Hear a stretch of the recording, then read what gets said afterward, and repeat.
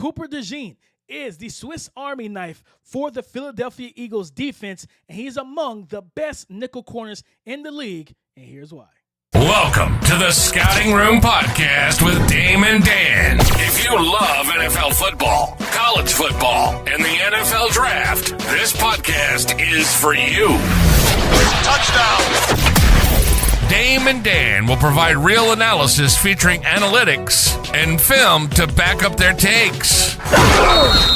Please sit down, grab your drink, and let's scout.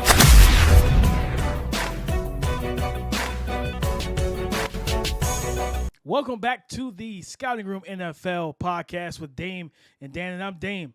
I'm an NFL draft analyst with Bleacher Report and the host of the Locked On NFL Draft podcast, and that's Dan. He is an NFL draft analyst with RGR Football, covering the Kansas City Chiefs, guys, and thank you for tapping in with us again this week, talking about Terrion Arnold, the rookie cornerback from last year's draft for the Detroit Lions. Had a little bit of a down year for the Lions. We're going to get into his, what the tape showed us, what the numbers say, but we're going to start it off, Dan, with Cooper DeJean. And first things, Dan, how are we feeling today, man?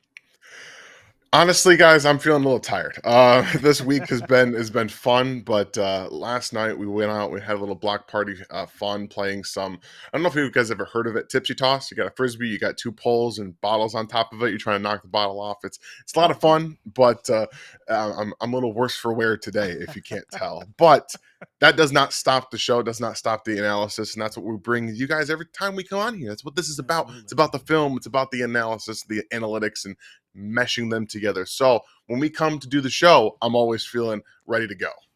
Let's get into it, man. Cooper DeJean, Dan, was a second-round pick, the 40th pick in round 2 for the Philadelphia Eagles. They went Quinyon Mitchell, who we talked about 2 weeks ago because we were off last week. Schedules were just crazy with kids, wives, life. It was a lot. So we were able to come back this week. We talked about Quinyon Mitchell 2 weeks ago. He was the first-round pick for the Philadelphia Eagles. They doubled down and took Cooper DeJean in round 2. And he didn't, I believe he wasn't the starter. He wasn't the starting nickel until about week 6, I believe it was, of the season. But, man, once he got the role, Dan, he never gave it back on the season per NFL Pro. This is a guy that allowed, as a nearest defender in coverage, he allowed, I think it was 60. He was targeted 62 times, and I believe he allowed like 42 receptions. I'm getting it pulled up here now. And when you watch the film on him, right, like, this is a guy that's instinctive. He has great zone eyes. He reads route concepts extremely well. He has 62 targets, 42 receptions, 303 yards allowed on the season, 0 touchdowns throughout the regular season. He did have the interception in the Super Bowl and everything. They said his target window or tight window percentage. He forced tight window throws on 16% of his targets, and he was targeted 17% of passing snaps that he was involved in. And on the times that he was targeted, he allowed a average separation of 3.9, right? So when you hear that number, most people are like, wait a minute, like he was getting beat. No, 303 yards means he was not getting beat like that consistently. I will say, you look at I think the game that stood out to me was the Panthers game, right? Dave Canales had a plan for him. They said, hey, we know you're a physical, strong, handsy type of corner, and we're gonna keep Adam Thielen off the ball. We're gonna pre-snap motion, a little short range motion, so you can't get hands on. And Thielen, being a wily veteran, it's like understanding, like boxing, right? Like you got one of those 10-year vets, right, in his last days in boxing, but he knows all the ins and outs. He knows when he's fighting an aggressive style puncher, and it's like, okay, cool, I'm going to pace myself around the ring and make you chase me. And that's what they were doing with Cooper DeJean. But, eventually he had some reps. I think one of his reps, he was playing underneath coverage, trail technique, and he blanketed him underneath, which forced a high throw from Bryce, which allowed Chauncey Gardner-Johnson, I think it was Chauncey Gardner-Johnson, to get the interception on the sideline. But watching Cooper DeJean, like I said, instinctive. He's so tough and physical. There was a lot of talk last year, Dan, about him being a potential safety. And I was like, I never subscribed. I understood the concept. Don't get me wrong, I understood it. I never subscribed to it. I felt like he was going to be a corner, and whether it was going to be nickel or outside, I said if he plays outside, I want him at cover 3, some cover 4. I want to be able to play from depth and read and trigger downhill rather than playing them in so much press man at the line of scrimmage against the best receivers, most best receivers, or on the most athletic guys are on the outside, where I feel like his recovery speed isn't elite. It isn't great. It's good, but you get matched up against the wrong guy on the outside, you could get caught slipping. But overall, strong season from Cooper DeJean. You know, it's funny to watch because we've seen offenses kind of shift to where they put their best players in the slot on a regular basis. So every game that you saw him starting, he's going up against CeeDee Lamb, against Jamar Chase. There's a couple of times where I'm going to have some clips for you guys on Twitter, or maybe full over here if the NFL will let us do some of those things now as they're starting to crack down on letting people use clips. But there's a matchup where they actually motion Jamar Chase to one side, I believe it's left to right. He got beat on that one, on that throw initially, but then he comes back later in the game on a 4th down. He motions again, and this time Cooper doesn't get beat. He's one of the guys that learns from his mistakes. And after you said, he became the starter in week 6, I don't know why it took so long for them to get to that point. But the Eagles aligned the nickel at the second highest rate in the league, 82.2%. There's a big old reason that they wanted to do that, one, because it allows them to, it's a pass-happy league. We know teams are bringing the run back right now, but it's still a pass-happy league to the extent of what we see, ball coming out quick into the short intermediate parts of the field. And that is where Cooper is going to be at his best. When the ball comes out quickly, he triggers to it quickly. Also, he can play man, he can play zone, but his best still is in zone, or he can manipulate, or not manipulate, but keep eyes on the quarterback. When they're trying to manipulate him, he knows where the ball's going. Like he sees, he feels where he is on the field so well, where the route combinations are going underneath, behind him. He gets proper depth. He cuts on underneath routes. And then he understands like how to get the proper depth for covering the flat to make the quarterback throw it. That's what you want to do. You want to have the quarterback throw the ball to the flat, because then he can use, he's not a Quinyon Mitchell click and close player. Quinyon's much better, much quicker downhill. He's not a slouch, though. He knows how to, get that anticipatory. Once he sees the eyes of the quarterback go to the flat, he's already triggering downhill. So he does a lot of the underneath utilization stuff where he's going to match up against all these players, and they're going to try to get him on out routes. And that's why you saw Adam Thielen get him on that out and up, because they're like, we know you click on that out route really well, so we're going to sling it back upfield and you're going to get beat. But overall, I really appreciate his want to be physical, not just in the run game. He's very, very willing to do so, but again, at the line of scrimmage. And that's where you see that cat and mouse game. Well, if you want to be physical, fine. We'll get you in a position where where he's just a tad off the line. So when you're in press coverage, you can't get those hands on him. But when you do, we have a guy who can slap hands away and then get into it. He does get moved from release packages a tad early. He opens the hips a little bit too much. Or you see when you get a jab to the outside, he will kind of jump back a little bit and to that direction and open up to the inside or the outside. Quicker receivers are able to separate underneath and then downfield, where you said, that recovery speed isn't elite. Some guys like, Puka Nacua, who isn't the most, let's just say, gifted vertical receiver in terms of separation and speed, he can catch back up. But some of those guys that have that burst right after, he's going to fall a step too behind. But you love what he's able to do. And again, he's not the, like I said, he's not the Quinyon Mitchell, but still yards after catch per reception, 4.5 yards, not bad at all, especially when you're talking about playing in the nickel. You're given separation all the time. So he's got space that he has to close no matter what. And he's a good tackler. Everyone has seen the viral clip of him tackling Derrick Henry. We've all seen it. It's the one thing that really blew up on from him, even though he's got tons of really good reps against Cooper Kupp, Puka Nacua, Jamar Chase, CeeDee Lamb. He's got clips against every single player, some of the highest level of wide receivers in the NFL. He's already one of the best nickels in the NFL in my mind. I think he's established himself as a top 3-4 nickel in the league, which is hard to do. But when you have that matchup, right, the Eagles knew what they were doing. They knew what they wanted to do when they drafted Quinyon Mitchell, and then Noah said, hey, by the way, we're also going to draft this guy that lets us play nickel and zone. And they were so good in cover 4 and cover 2, anything that he's just able to get eyes on the quarterback and manipulate and see. Like, that's what he's so good at doing. So you saw all of what he did at Iowa, just transition. It was boom, flip a switch, and he had no real like learning curve. It was just what he was good at, and that's why you love the matchup with the Eagles and with Big Fangio. I can see Vic's face. I can see his face. I couldn't get the name. You can see Vic and just how it made so much sense. And obviously, the performance in the postseason speaks for itself. Everyone stepped up. The corners, the pass rush. It was insane to see the high level of play there. In the league, like legitimately one of the best defenses in the league. And when you have Jalen Carter and Nolan Smith, they had Josh Sweat last year, and Milton Williams was on that defensive line, and it just was. And you have to deal with that, and they can get to you with 4. That's the scariest thing for a quarterback is if they can drop 7. I remember. Oh yeah, touche. Yeah, that's probably ingrained. You know what I mean? And if you can get to my quarterback with 4 and drop 7, you get his max. You don't get the maximum amount of guys in coverage because you can drop 8 and rush 3. Yeah. But then you got quarterbacks who are willing to be patient and sit back there and be like, well, if you got 3 guys against my 5, I'm going to trust my 5 because we got numbers. And I'm going to trust that we can double team your best guy and make everybody else win one-on-one. And if somebody does leak through, I'm capable mobility-wise to get out of the pocket, extend plays, create second reaction, throw in lanes. And when I look at Cooper DeJean, and I think that's the one thing I really love about his game. You talk about the Derrick Henry hit. It's the fact he's a +1 in the run game. I'm not surprised that they're willing to play so much nickel because you have a guy that's built like a safety at nickel, right? You have a guy that's strong, who has a dense build, who is physical, and is a willing open field tackler, and a good one at that. So you talk about, I think, and especially facing the West Coast offense is more prevalent in today's NFL now with the Shanahan tree, the McVay tree, the Kubiaks, stuff like that. They're still in the league.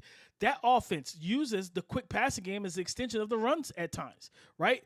And when you have a guy like a Cooper DeJean in the nickel, I believe it was against the Bengals, they tried to throw a bubble screen or to Jamar Chase, and he blew it up. And I'm like, having a guy with those instincts that can read and react with his quickness at the line of scrimmage, and when you're closer to the line of scrimmage, when you're closer to the football, the action is quicker. So if you're a step late on those type of plays, all it takes is to be a step late for the ball to get there to the receiver. The other receivers or the other blockers out there chip you off, and now we have Jamar Chase running scot-free down the sideline, and you're forcing guys to get over the top and try to chase him down and trace him down for a touchdown-saving tackle. His ability in the box to truthfully make those plays in the run game and in the quick passing game is so good. And per NFL Pro, he was targeted, talking about down the field, like they have him in 15 games, 9 starts, 5 targets down the field of 20-plus air yards down the field, 1 reception for 24 yards, 0 touchdowns, a passer rating or a QB, I think it's passer rating of, passer rating allowed of 47.1. You know what I mean? Catch percentage is 20%. Tight window throws that he's forced on those downfield targets, 20%. A ball hawk of being able to make plays on the ball with his batted passes, things of that nature, down the field, 40%. And his average, which is crazy, right? He allowed 3.9 yards of average separation, but when he was targeted down the field, it dropped from 3.9 to 2 yards of separation. So he knows how to blanket receivers even down the field, and he plays it well. I think for him, it's just kind of finding that nice balance between being aggressive, right, and just playing smart. Because as long as you are controlled with your aggression, you're going to be fine, in my opinion. That's how I've always looked at it. Guys who are, controlled with their aggression, those guys are typically going to be all right. But you have to be controlled, Dan. You can't – not saying he's out of control or he's wild. It's just more so when you, like we talked about with Canales, okay, you want to be handsy. You want to get your hands on my guy. I'm not going to let it happen. So how do you combat that when they play a guy off the line of scrimmage where he does get a free release and there's a little bit of hesitation because they're trying to throw different releases at you because they have a 3-by-1 set to your side of the field? How do you handle it? I think for him, and also that's one thing he has to work on, and he's working with, in my opinion, the best cornerback trainer in the game right now, Oliver Davis, OD3. He's worked out with Jalen Ramsey, J.C. Horn. He's worked out with the best of the best in the league, and he's out there working. He was this summer and this offseason before teams went to camp. He was working out with Will Johnson and Oliver Davis, OD3, this offseason. So I'm expecting him to be better technically as well, because that's a big thing that Oliver OD does a good job of coaching, is footwork, kick stepping, box steps, things of that nature, staying square. That's on those out and ups, Dan, and as we get ready to switch over to Terrion Arnold, those out and ups, if he stays square, that kick step, that box step, stays square, stays parallel, and say, go ahead and throw it. You throw it, I'm right here in position to tackle. But what he does, he turns his shoulders parallel to the sideline, and now he's in chase. And then now we run up the sideline, and now you're caught off guard. If he stays square, he's going to be able to shut a lot of those double moves, out and ups. He's going to be able to shut those down and also close them to the sideline where you can't just get up the sideline and up the field. So outstanding rookie season for him, and there's still a lot more for him to grow into because, again, he was a rookie. Yeah, I know. I mean, when just the patience, right? A lot of these guys, they want to get into their spots. They're told what they're supposed to do, right? But you got to be able to have that controlled, patient aggression. So you can stay square at the line of scrimmage. You can kick step a little bit. But once you open those hips, guys like Adam Thielen are going to just, okay, fine. Thanks for that. Thanks for the space. They're going to take advantage of it. Like the only time that he really got just manipulated was against the Panthers. You watched like 4 or 5 games and he's just in really good position. And then even against the Bengals, he had 4 receptions allowed for 17 yards. And all of that was like on one play. Most of it was on one. It was where Jamar Chase, again, release outside, and he got him to open, and then it's open in the middle of the field, and he just kind of slants right there, and it's like 10, 11 yards. And then you see him click downfield. You see him able to find everything else. So we know the mental side is all there. There's zero question in my mind about that, along with the fit, too. When we talk about these guys getting drafted, yeah, it's great. We want to see the in tune with how you're going to develop, with what the skills they have. But when you can get the skills with the defensive coordinator and the fit, that's where you see it all come together. So to your point about having this safety, so everyone's like, yeah, but he's going to be a safety. No, like if you compare a guy like, I do this because I watched a lot of Chiefs football, like Chamari Connor, who came out of Virginia Tech as this safety nickel hybrid. Everyone was like, yeah, Cooper DeJean can go do that. But then you watch a guy like Chamari Connor play in the slot and he gets bullied all day long unless it's a tight end. So that's the difference between a true nickel and with the reason that Trent McDuffie was playing there and is probably going to play there a little bit more in his rookie and first 2 seasons with L'Jarius Sneed, because of the ways that they can move, the ways they see the game, the ways that they can use their hip flexion, their ankles to be able to move and just trigger downhill, flip their hips and run, turn with guys. That's why they're so good, and why he only allowed 1.8 yards after the catch per reception in the intermediate 10 to 19 yards. He doesn't allow guys to get away from him. No. He's in that hip pocket. So when you see the intelligence, the football IQ, and then you put him in a defense where they're just going to say, hey, buddy, we know you did all this really good stuff at Iowa. Guess what? You get to do the same stuff here, and you're just going to be as good as you were. But now you're learning from Vic Fangio, and you're going to have all these NFL resources available. It's really great to see. And Dan, what I call that is good coaching.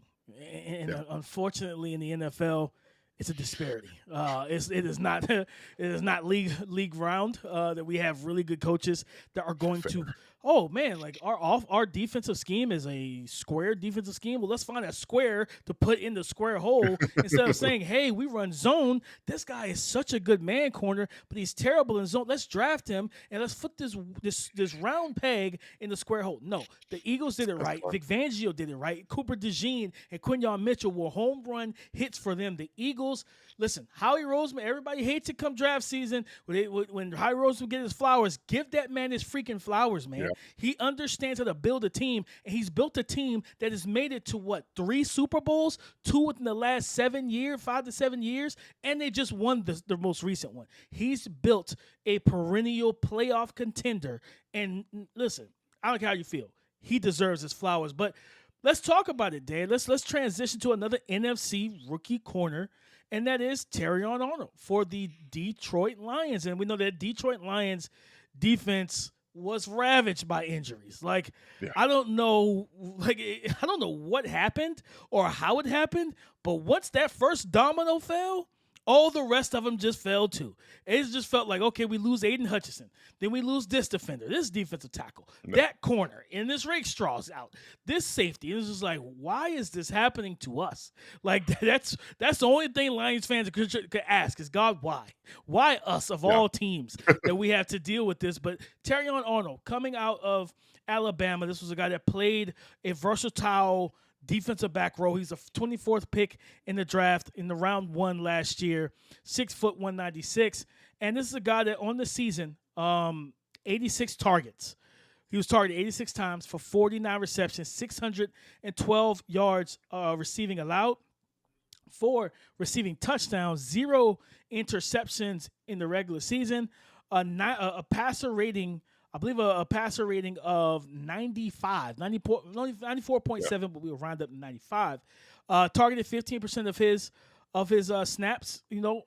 Tight window. Crazy enough, he did have a high tight window throwing percentage of 28% of his throws were deemed tight window throws and everything per NFL Pro. But one of the things looking at the show notes and what I wrote down, the thing I want to see improve with him next year is communication.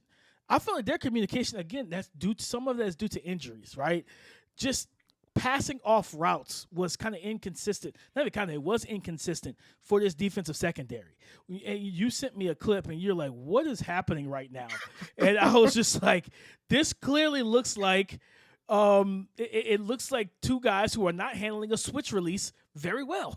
Like, you got two defenders taking one receiver instead of communicating, hey, I'm lined up against this guy, you're playing off, and you have this guy. But if they switch release, hey, I take inside, you take outside, or you take outside, I take inside. Whatever the case, like you say what you're doing so that you guys have a plan post-snap so you're not caught off guard and, okay, the outside receiver takes the inside release and he's running a drag, and we take the vertical route. And there's two guys on the vertical route, and the drag is wide open. No, they have to improve on that, and I think being healthy will help. They put themselves just in a bind. I worry a little bit about his top end and recovery speed because we talked about with Cooper DeJean opening the gate. He does the same thing, and it's different because Cooper is a guy that wants to be physical. Terrion's trying to finesse his reps. He's running soft shoe, soft press. He's not being physical at the line. He's not shooting his hands, and that's probably not the way he plays, right? So if you're going to play that, I always say this, the best soft shoe, soft press man corner I've ever watched, Darrelle Revis with the New York Jets and when he's with the Patriots. You talk about silent, quiet feet, very patient, staying square. Once you dictate or once you deliver your release, then he gets hands on, right? And now he slows you down a little bit. And you ask any receiver that's ever talked about Revis, it was, this dude's strong as an ox. So when he punches you, you feel it, right? And I think for him is that he opens, when he goes to bail out in terms of Arnold, and he opens the gate too early. And he allows those receivers. I was watching the Bears game. The Bears targeted him a decent amount, and they had success. And DJ Moore ran like I think it was like a 10 to 15 yard curl route, and you just see it like the vertical. He's playing bail, right? He's playing off coverage bail technique. He immediately opens it because he sees the vertical stem. Yeah. Hey, shot at DJ Moore, right? DJ Moore puts his head down, pumps his arms. He's flying out of there like a bat out of hell. So he's expecting him to go vertical, and you see Terrion open the hips, turn his shoulders. He's like, he's about to go vertical, and then DJ Moore sinks it down and creates so much separation on that throw. And I'm like, okay, Keenan Allen got him. Where Keenan Allen, similar to what you talked about with Cooper, Keenan Allen, so that veteran selling that outside release, gets him to open that hip, and boom, cuts right back on that diamond cut, right back across his face. He's got to, if you're going to play that, you got to time your punches and get hands on if you're going to open your hips that way. But I want to see him stay square. This is a guy that's competitive, and he's smart. He's a Nick Saban, coach player. He's going to rectify these issues, but he's got to rectify them. And now you lose Aaron Glenn, new defensive coordinator comes in, new DB coach probably, just probably a different scheme maybe, right? And you tell me how you feel about this. Coming out of the draft, Dan, he was deemed a pure man-to-man corner. Watching him with Detroit, I kind of feel like I want him in zone more. I saw him actually look more confident playing from a landmark and triggering down rather than playing press. Because I feel like the 4.5 he ran, I think that's his actual speed, and it bothers him a little bit because he wonders if I get stacked, I may not be able to catch back up with these guys. Keenan Allen beat him on a deep route that I think might even win for a touchdown, or he got stopped inside the 5 and everything. I think he's better. I would like to see him in some cover 3, cover 4, and also some cover 2. I think he could be I think this is a guy that could make plays as a curl the flats cover 2 defender who's playing half man between high-low concepts, baits you into that underneath throw, and takes it from you. I think he has ability to do that. It's funny how comfortable he looked with the eyes, right? That's where the disparity comes in. When you're playing man coverage and you're not playing the football, right? You're playing the man. And I think that's one of the things I saw with Arnold is that he looked uncomfortable turning his head away from the quarterback because he didn't know where the ball was going. And then he had to play the receiver. Even Jalen Tolbert got him down the field where he just stacked him. He wasn't beating him down the field, but he couldn't find the football. He couldn't locate it because he's thinking too much. He's thinking, okay, I need to be able to get downfield. I have to cover downfield, but I have not the best long speed in the world. So I have to find ways to stay in that hip pocket. I have to find ways to turn, look at the football. If it's thrown back shoulder, which, I mean, Dak was getting hit as he threw it, but he still threw it back shoulder, which was an insane throw again from Dak down the left sideline. Put some respect on Dak Prescott, guys. Put some darn respect on Dak Prescott. Jesus. It was a ridiculous throw, man. I couldn't believe he actually located it where he did. But regardless of the throw, you have to be able to play the receiver. He's going to be most comfortable in man coverage inside the 20-yard line. There was a rep against DJ Moore where he stayed square. He doesn't have to worry about the deep speed, so he stayed square in his route. It was a one-on-one. They threw it to the end zone. He goes up and he knocks it down. Perfect. We're good here. Inside the red zone, you're going to be able to play man coverage because that's where he's going to be able to be comfortable pressing because of that initial burst, which he doesn't have. And you see it multiple times where if he can jam, he's fine. He's good. He's comfortable. But times he misses, he gets beat, and he can't close the gap. He can't stay in there. So as much as, again, I thought coming out of Alabama, like he looks very comfortable. Obviously, when you're playing in the same system for a few years, you're going to be comfortable. Yeah. And then you get to Detroit with the injuries and the changing and the communication stuff. That's funny. There's a clip I just posted on Twitter on Friday about Cooper DeJean as the Rams are motioning into a stack formation. He's like, all right, we're communicating. I'm going to switch right here. You see him, and then they switch. They do the switch release, and he takes it right. When they did that against the play you were just talking about earlier, that there was no communication. He just stands there. And the safety is not doing anything either. Like, it's not just him. It was Kirby Joseph didn't communicate at all. And as much as I think Kirby was great last year, it was the Dallas game. Yeah. As great as he was, he kind of was freelancing. He's trying to play a little bit more to his ability to go get the football. So he's trying to play that and not communicate with young players. And you draft Ennis Rakestraw and Terrion Arnold because Aaron Glenn wanted to play man coverage. He wanted to play man coverage. He wanted to be like that. And unfortunately, he couldn't. But then you see Terrion learn on the job as a zone player. When you're more comfortable because you can see, you got to lean into that. And I don't think that the Lions leaned into it enough for Terrion specifically. And that's why you saw so many penalties. He's turning around and he's pulling because I need to find ways to keep up. And if you're beating me, you're stacking me, I'm going to be a little handsy. Personally, I'm going to be very honest with everyone. I don't care about holding penalties for his corners. I don't care. I don't give a damn about it. I want you to be a little more physical because at the end of the day, especially if you're in the postseason, 9 times out of 10, you're not going to get called for a little pull here. You're going to be fine. So I want you to find ways to work around it. The best receivers in the NFL have manipulated the OPI rule to be able to do that. DBs have to be able to do the same thing. So I want to see the physical tools. And again, I do think that he's a good man coverage corner, but you need to make him feel comfortable. And the ways you do that are, like you mentioned, he needs to see the field. He needs to see the routes. He needs to see the quarterback.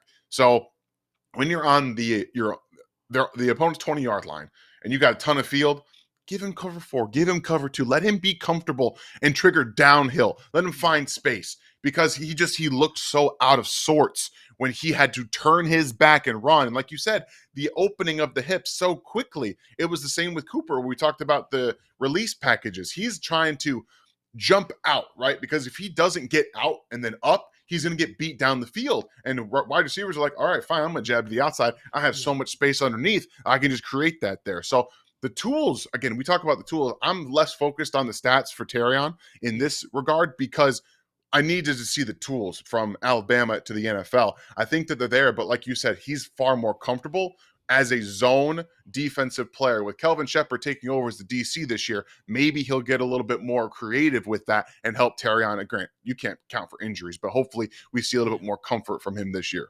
Yeah, I think just like I said, the comfort of being able to read action, react to it, see what's going on in front of him.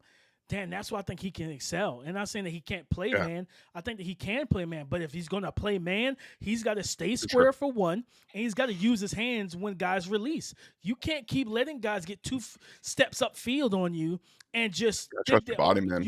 You have to be able to slow them down. In the NFL, guys are the best receivers are not just the best athletes. Again, we always talk about with Tyreek Hill. When he started working out with one of the best wide receiver trainers, who is now, I believe he's coaching for an actual team now. I think he's actually on the Ravens coaching staff, he was. When you start working out with a guy like that who's worked with Ocho Cinco, Devontae Adams, the best of the best in the league, then you start seeing the nuance of playing receiver to where it's like, okay, I know I'm a 4-2, 3, 4-2, whatever type of guy. Guess what? Now I know how to tempo you, get you to stop your feet, and now when we start, our stop and starts are totally different. Right? And in terms of speed, Tyreek Hill is looking at the DBs like, I'm an alien. I'm not of this world. You have no business running stride for stride with me. So because I can stop and start the way I can, and you can't because I'm 5'8" and you're 6'2", I can stop and I can gear back up very quickly. It's going to be segmented for you.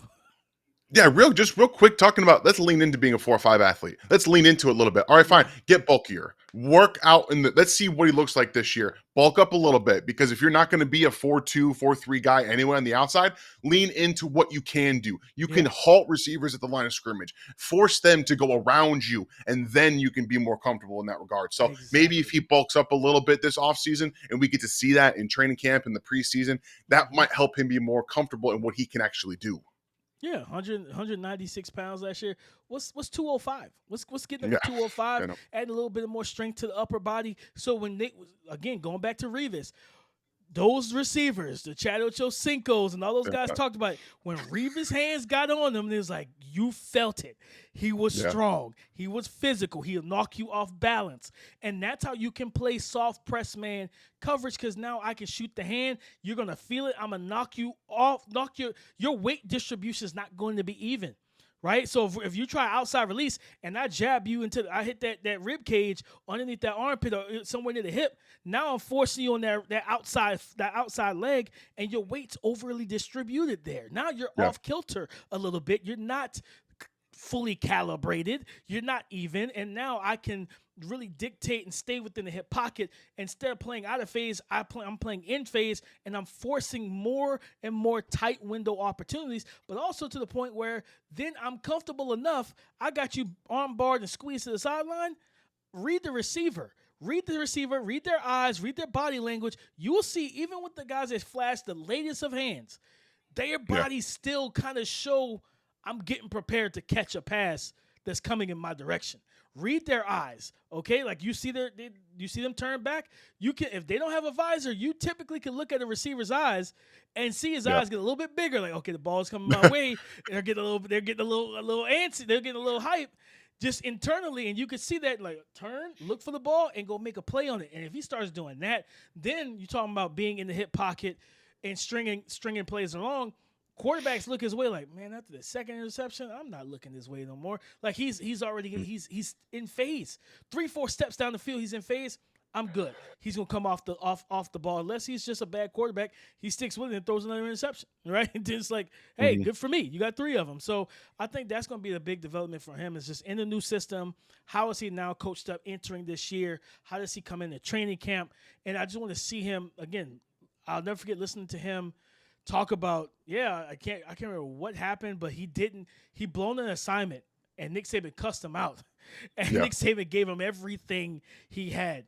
And the coachability of a young man to take that, not be like some of these other kids and be divas and, have an attitude about it. He's like, no, that's on me, coach. That's my bad. You're right.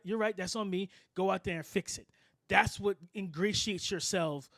That's what ingratiates yourself with the veteran coaching staff and just veteran players too. Because if you don't take any accountability, like you're going to kind of pull yourself away, separate yourself from the brotherhood inside the locker room. So he's a high character kid, high character young man. I think he's still a good football player. The season didn't go the way he wanted or way we expected it to. But honestly, a lot of that is due to the fact that injuries, right? If Aiden Hutchinson is there making quarterbacks hit the ball a little bit quicker, he's covering less time, true. Right? If you keep some of the veterans healthy on that defense, everything, it's just a trickle down effect from what the injuries did to them, Dan. But man, I'm expecting him to take a step forward this year. Cooper DeJean to do what he did this past year, and to do more. I think there was a report after they let go of Darius Slay. He might end up on base downs. 2 corners might be the outside guy starting out and stuff like that. I'm in for that.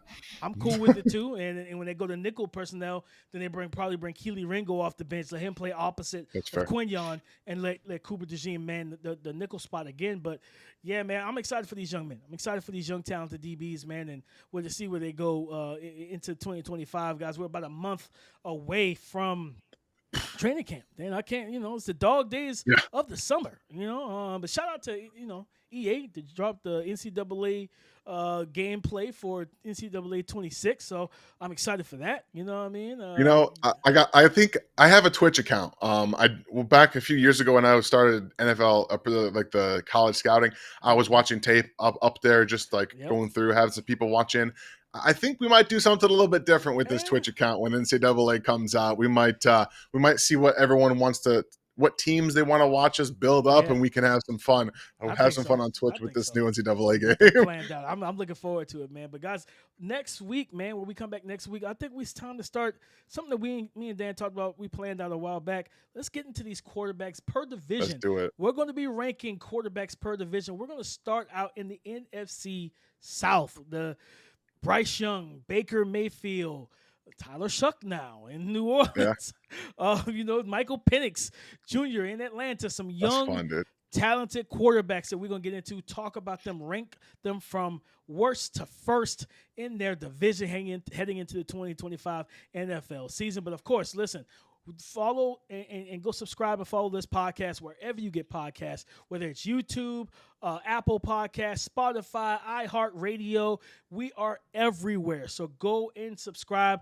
If you're on the audio side, go leave a 5-star review. If you're watching on YouTube, drop a comment down below and let us know how you feel about both of these corners, Terrion Arnold and Cooper DeJean. Shout out to the Eagles, Eagles Nation, and everything. Fly Eagles, fly into the Detroit Lions, man. Appreciate everybody tapping in with us here at the Scouting Room NFL podcast with Dame and Dan. I'm Dame, and that's Dan.